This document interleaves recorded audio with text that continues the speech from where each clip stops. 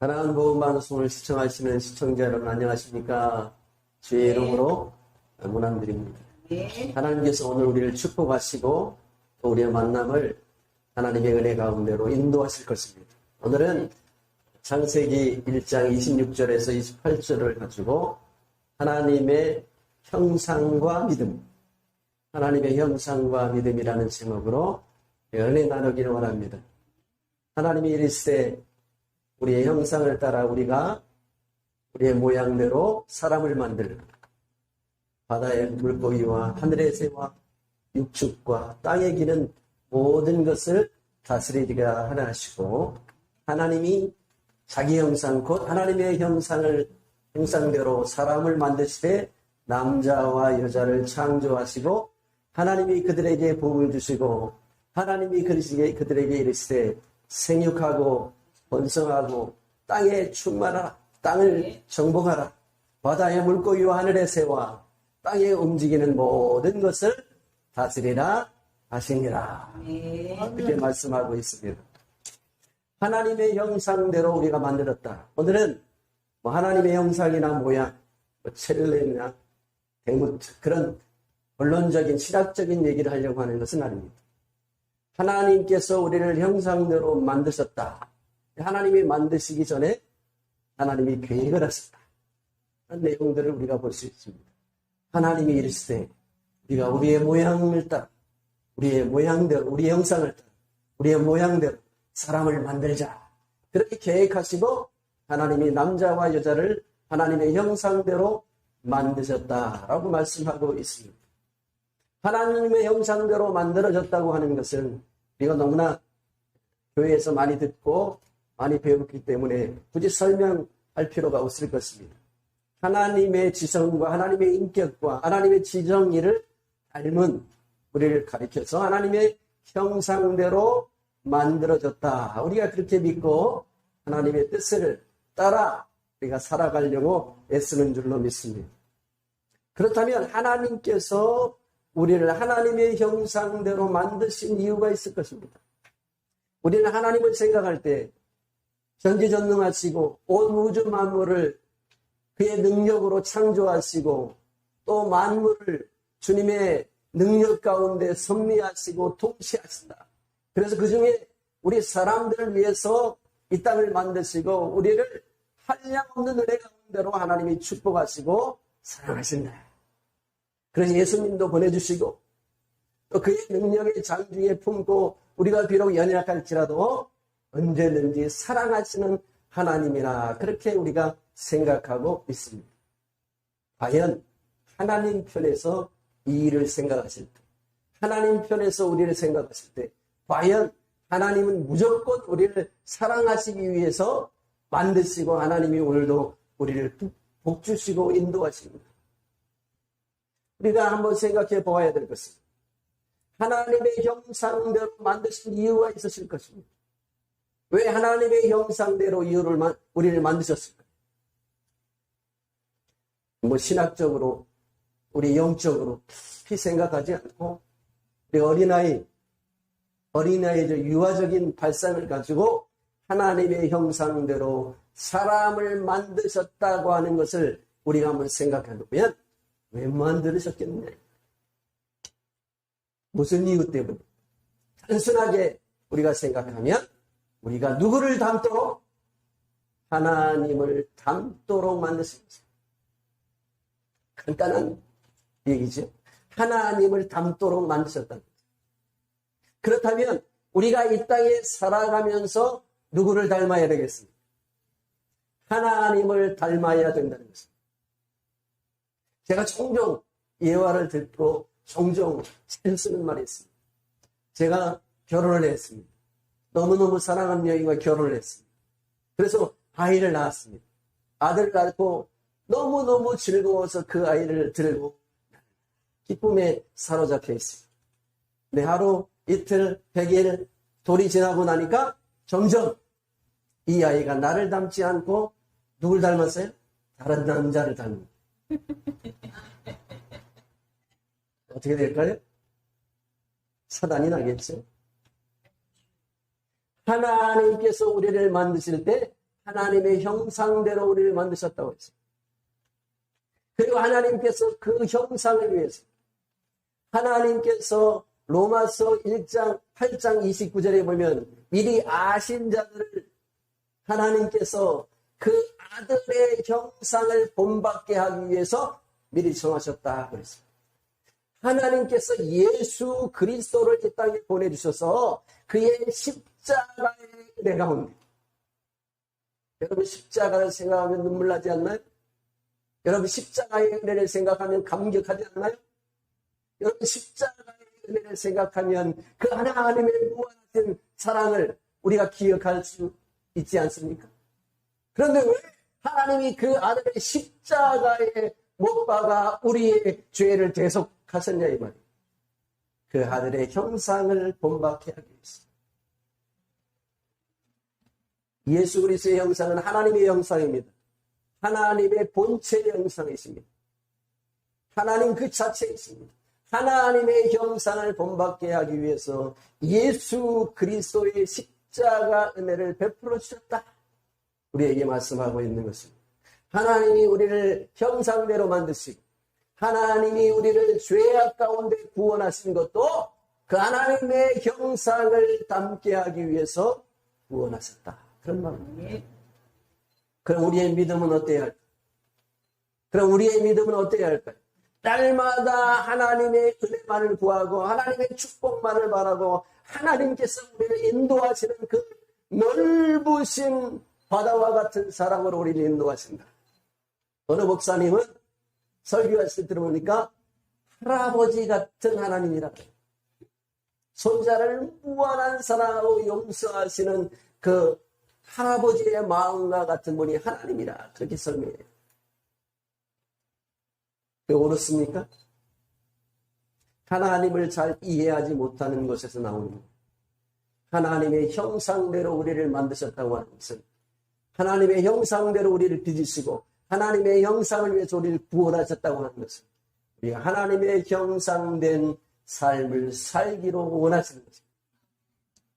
우리를 억만 죄악 가운데 십자가로 우리를 구속하시고 우리가 만에 하나 천에 하나 우리를 하나님이 선택하시고 우리를 구원하시고 살아가셨다. 그리고 우리가 고백을 합니다. 그리고 마지막 날에 그 십자가의 은혜 가운데 우리가 심판을 받을 때 모든 죄에서 깨끗함을 받고 영원한 천국으로 인도하실 것이라. 그렇게 우리는 믿습니다. 하나님께서 우리를 그렇게 사랑하셨습니다. 우리를 그렇게 만드시고 우리를 그렇게 구속하시고 우리를 그렇게 인도하셨습니다. 그리고 마지막 날에 백보자 심판대 앞에 서 있는 우리의 모습을 보니까 내가 그토록 사랑하고 아꼈던 아들이 다른 남자를 닮았듯이 우리의 모양이 마귀의 형상을 하고 있다는 여러분 어떨까요? 그래도 하나님이 사랑하실까요? 그래도 하나님이 구원하실까요? 그래도 하나님께서 그 영원한 나라로 영화의 이름으로 가실까요? 하나님의 형상대로 우리를 만드셨다고 하는 것은 하나님께서 우리를 만드신 계획이 있다는 것입니다. 하나님의 형상을 위해서 우리를 구속하셨다면 하나님께서 우리를 십자가의 은혜 가운데 구원하여 하나님의 자녀 삼으신 이유가 있다는 것입니다. 그 이유가 무엇입니까? 하나님의 아들 되게 하시는 것입니다. 하나님의 아들 되게 하시는 것입니다. 하나님의 아들은 누구를 닮아야 합니까? 마귀를 닮아야 할까요? 목사님을 닮아야 할까요? 하나님의 형상을 닮아야 되는 것입니다. 내가 구원받은 하나님의 사람이다. 내가 구원받은 하나님의 백성이다. 나는 영원한 천국으로 천국 백성이다. 나의 시민권은 이 땅에 있지 않다. 라고 주장할 수 있는 것은 하나님의 형상을 회복해야 되는 것입니다.